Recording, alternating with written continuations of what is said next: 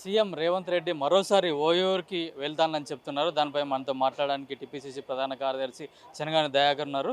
Sir చెప్పండి, మీరు విద్యార్థి నాయకుడిగా ఇప్పుడు సీఎం మరోసారి కూడా ఓయూకి రాబోతున్నారు. గతంలో ఇచ్చిన హామీలు కూడా నెరవేరలేదని చెప్పి కూడా చెప్తున్నారు. మళ్ళీ ఇప్పుడు వచ్చి ఎట్లాంటి హామీలు ఇవ్వబోతున్నారు? మంచి పరిణామం. తెలంగాణ 10 ఏళ్ల పాటు తెలంగాణ రాష్ట్రం కోసం సిద్ధించి పోరాడినటువంటి ఉస్మాన్ యూనివర్సిటీని కేసీఆర్ హయాంలో బీఆర్ఎస్ ప్రభుత్వం గత పాలకులు నిర్లక్ష్యం చేశారు, నిర్వీర్యం చేశారు. నిధులు ఇవ్వలేదు, నియామకాలు చేయలేదు. మొత్తం కూడా ఉస్మాన్ యూనివర్సిటీని ముళ్ళ కంచెలతోని, పోలీస్ పహారాతోని, ధర్నాలు పోరాటాలు లేకుండా విద్యార్థుల గొంతు నొక్కితే గౌరవ ముఖ్యమంత్రి రేవంత్ రెడ్డి గారు ప్రజాప్రభుత్వం వచ్చిన తర్వాత ఇక్కడ ఉన్నటువంటి ధర్నాలు ఉండాలి, పోరాటాలు ఉండాలి, ముళ్ళ కంచెలొద్దు, విద్యార్థుల హక్కుల ఆకాంక్షలు న్యాయబద్ధమైనటువంటి పోరాటాలని కాంగ్రెస్ ప్రజాప్రభుత్వం గౌరవిస్తుంది. యూనివర్సిటీకి నేనున్నాను, అక్కడ ఉన్నటువంటి ఒక పివి నరసింహారావుని, ఒక జైపాల్ రెడ్డి, ఒక జార్జ్ రెడ్డి, లేకపోతే ఉన్నటువంటి యోధాని యోధులు తెలంగాణ రాష్ట్రానికి కోరస్ అయినటువంటి ఉస్మాన్ యూనివర్సిటీకి నిధులు ఇస్తాను, నియామకాలు చేస్తానని ముఖ్యమంత్రి గారు వచ్చి హామీ ఇచ్చారు. దాని ప్రకారమే మీకే అధికారులకు ఉపచెప్తున్నాను, మీరే డిజైన్ చేయండి, ఎట్లా చేస్తారో నేను దాన్ని నిధులు ఇవ్వడానికి సిద్ధంగా ఉన్నాను. ఇది ఉస్మాన్ యూనివర్సిటీ కాదు, మరొక 100 ఏళ్ళు ఉండేలా ఉస్మాన్ యూనివర్సిటీ మనం తయారు చేసుకుందాం. ఇవాళ నిధులు ఇచ్చి నియామకాలు చేసి ఇవాళ దేశంలోనే ప్రపంచంలో ఒక ప్రాముఖ్యత యూనివర్సిటీగా తయారు చేసుకునే బాధ్యతను నేను తీసుకుంటానని ముఖ్యమంత్రి గారు చెప్పారు. కాబట్టి ఇది విద్యార్థి లోకానికి, తెలంగాణ రాష్ట్రానికి ఒక వెలుగు రేఖగా, వెలుగు కాంతి రేఖగా ఉస్మాన్ యూనివర్సిటీకి గతంలో చీకట్లో ఉన్న ఉస్మాన్ యూనివర్సిటీ ఇలా వెలుగు రేఖగా వెలుతురు నింపే విధంగా ముఖ్యమంత్రి గారు ఆలోచన చేశారు. ఇది మంచి పరిణామం. ఇవాళ 100 ఏళ్ల ఓయూ పండుగ గతంలో కేసీఆర్ హయాంలో జరిగినప్పుడు 100 ఏళ్ల ఓయూ పండుగకు నిధులు ఇవ్వకుండా నిర్లక్ష్యం చేస్తే మన ముఖ్యమంత్రి రేవంత్ రెడ్డి గారు వచ్చిన తర్వాత అసలైన ఓయూ 100 ఏళ్ల ఓయూ పండుగ ఇప్పుడు జరుగుతూ ఉంది. ఇది అవసరమైన ఓయూకు ఈరోజు 100 ఏళ్ళు నిండి అనే విధంగా ఈ ప్రజాప్రభుత్వం ఆలోచన చేస్తూ ఉంది. విద్యార్థులకు, అక్కడ ఉన్నటువంటి మహిళా విద్యార్థులకు ఇవాళ హాస్టల్ వసతులు కావచ్చు, నాణ్యమైన భోజనం కావచ్చు, లైబ్రరీ కావచ్చు, రోడ్లు కావచ్చు, ఇంకా ఉన్నటువంటి భావి తరాలు చదువుకునే విధంగా ముఖ్యమంత్రి గారు ఆలోచన చేస్తూ ఉన్నారు. ఇవాళ ఇది ఒక మంచి పరిణామంగా మనం అందరం కూడా భావించాల్సిన అవసరం ఉంది. అంటే ఇప్పుడు సీఎం గతంలో ఓయూకి వచ్చినప్పుడు కూడా నేను పోలీస్ పహారాతోటి రాను, మళ్ళీ వస్తే నేను సింగిల్గా వస్తా, ఎట్లాంటి సెక్యూరిటీ లేకుండా వస్తాను, అయితే హామీ ఇచ్చిండో ఆ హామీ నిలబెట్టుకుంటా, లేకుంటే పోలీస్ సెక్యూరిటీ తోటి వచ్చే అవకాశం ఉంది? ఇప్పుడు మన ముఖ్యమంత్రి గారే అన్నారు, గతంలో పోలీసు ధర్నాలు మేము ముఖ్యమంత్రి గారిని అడ్డుకుంటామంటేనేమో పోలీసులు భద్రత కోసం లేకపోతే పోలీసులు అక్కడ ఉన్నటువంటి సెక్యూరిటీ కల్పించారు. ముఖ్యమంత్రి గారు స్వయంగా చూశారు.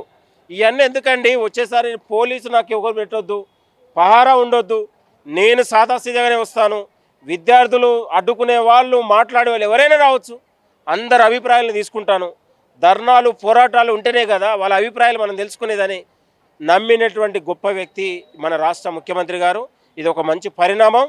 తెలంగాణకు ఇది ఒక రోల్ మోడల్గా ఉస్మాన్ యూనివర్సిటీ చరిత్రలో ఇది నిలిచిపోతాడు ముఖ్యమంత్రి గారని మేము కోరుతున్నాం. అంటే ఇప్పుడు గ్రూప్ దానిపైన కోర్టు కేసు ఉంది, అట్లాగే హైకోర్టు కూడా ఉద్యోగ నియామకాలు కూడా అవన్నీ కూడా తీసేయాలని కూడా చెప్పింది.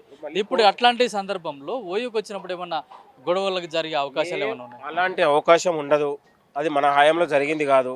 ఆల్రెడీ వాళ్ళు 6 ఏళ్ళు 7 ఏళ్ళ నుంచి సర్వీస్లో ఉన్నారు కాబట్టి దాన్ని ఒక పెద్ద ఇష్యూ కాదు. తెలంగాణ పబ్లిక్ సర్వీస్ కమిషన్ చూసుకుంటుంది.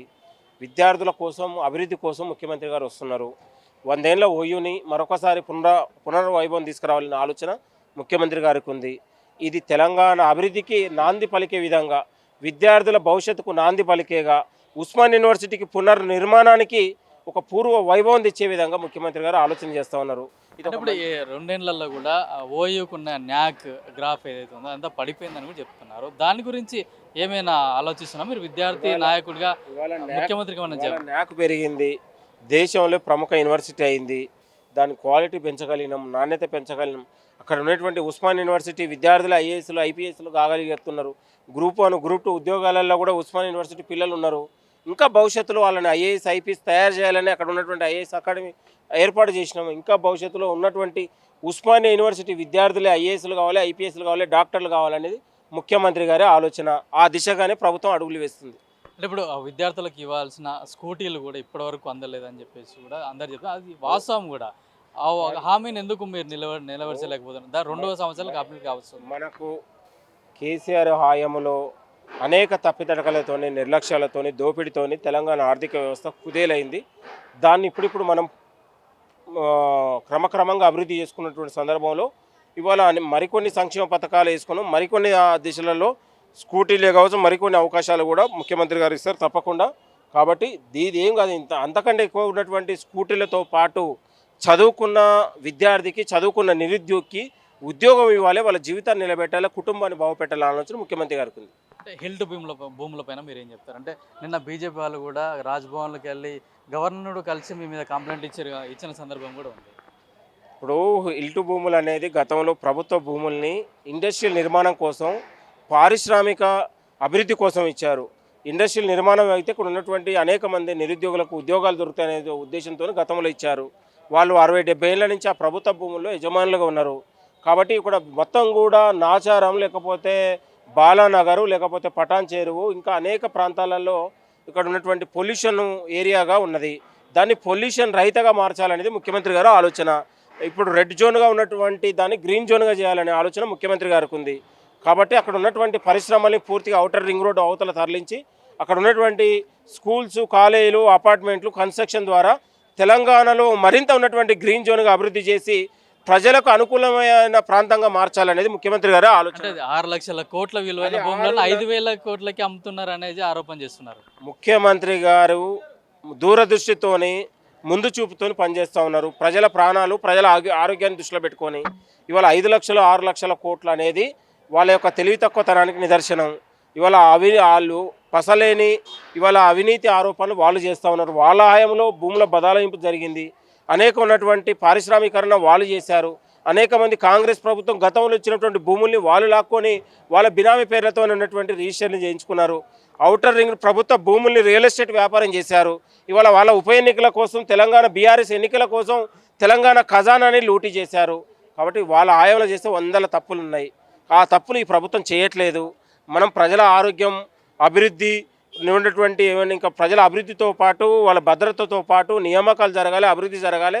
ఇక్కడ ఉన్నటువంటి తెలంగాణ బిడ్డలకు ఉపాధి లభించాలి, డెవలప్మెంట్గా ఆలోచిస్తూ ఉంది. భావి తరాల ఆలోచనతోనే ఇవాళ భారత్ ఫ్యూచర్ సిటీ అని గౌరవ ముఖ్యమంత్రి గారు ఒక పెద్ద ఎత్తున ప్లాన్ చేశారు. దాని ద్వారా ఇవాళ ప్రపంచానికి పోటీ పడే విధంగా ముఖ్యమంత్రి గారు ఆలోచన ఈ ఆలోచన ఎందుకు చేయలేదు? ఈ ఫార్ములా రేస్ అని పెట్టి మొత్తం రోడ్లన్నీ బంద్ చేయించి మొత్తం కూడా ప్రభుత్వ పైసల్ని అవల మార్గంలో విదేశాలకు తరలించి తెలంగాణని దోపిడీ చేశారు. ఇట్లా వాళ్ళ పనిలాగా మేము చేయట్లేదు. ఏది చేసినా యువతకు ఉద్యోగ అవకాశాలు రావాలి, ఇప్పుడు ఉన్నటువంటి ప్రజలకు ఆరోగ్యకరంగా ఉండాలి. కాబట్టి తెలంగాణ అభివృద్ధి చెందాలి, రైతులు ఆనందంగా ఉండాలి, తెలంగాణ అభివృద్ధి దేశాన్ని ప్రపంచంతో పోటీ పడాలి, సాంకేతిక టెక్నాలజీ రావాలి, ఇండస్ట్రీలు రావాలి. ఇట్లా ఉన్నటువంటి ప్రభుత్వం ఆలోచన చేస్తూ ఉంది. Thank you. అయితే సీఎం రేవంత్ రెడ్డి ఓయూకి వెళ్ళడం కేవలం విద్యార్థుల భవిష్యత్తు కోసం, ఓయూ అభివృద్ధి కోసమే వస్తున్నారు. భవిష్యత్తులో కూడా విద్యార్థులకు మంచి రోజులు వస్తాయి, ఓయూకి కూడా మంచి భవిష్యత్తు ఉంటుందని కూడా టీపీసీసీ ప్రధాన కార్యదర్శి చెనగాని దయాకర్ చెప్తున్నారు. కెమెరామెన్ తరుణ్తో కిరణ్ కుమార్, పల్లవి టీవీ, గాంధీ భవన్, హైదరాబాద్.